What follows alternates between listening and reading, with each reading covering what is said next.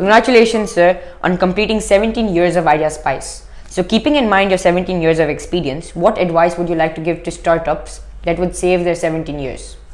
So, couple of things. I think some of the big lessons which we probably learned on the way. One is that you've got to think of the client. If you're serving the purpose and you're just doing it for billing, it catches up with you.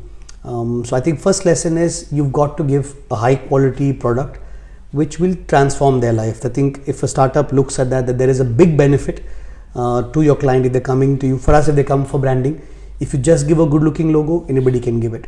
If you can give a good looking logo which can transform their business, then they're with you for life. So any business you get into, if you're focused on serving excellence which can help them transform their business, that's a big thing. I would say that you focus on that, money will follow.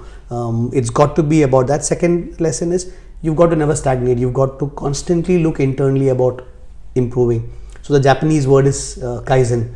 Kaizen means continuous, never-ending improvement. I think even CJ touched about continuous improvement. So I think as a company, you've got to look at, make mistakes, make as many mistakes, enjoy making mistakes, but don't repeat them.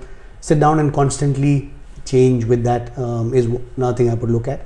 Other thing I would say is, as a business person, you should pick up something which you love, which you're extremely good at, and it's something everybody requires. So they say, if you take three things: one, you have talent for it, you have passion for it, and there's a market need.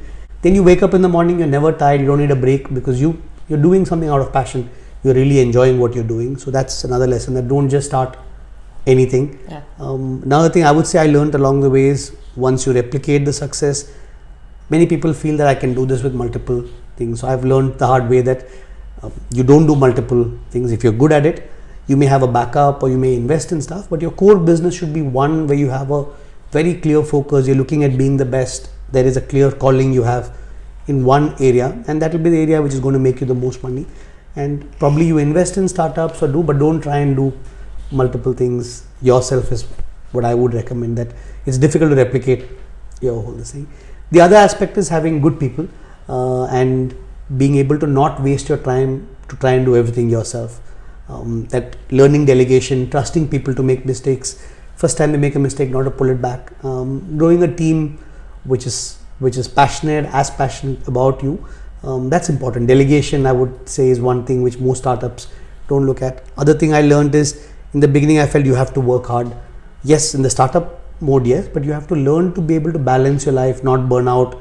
Another big lesson is people forget about family balance, health balance. You get caught up in work and you feel proud of being a workaholic. I think that's another important thing you've got to balance.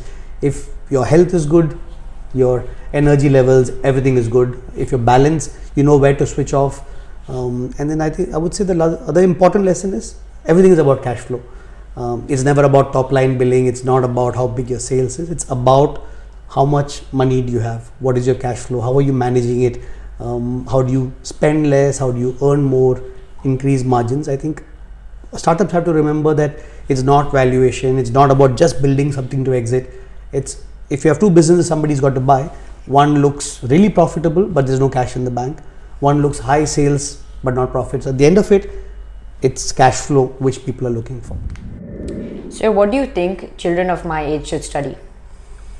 So I'll first tell you a concept they should know about.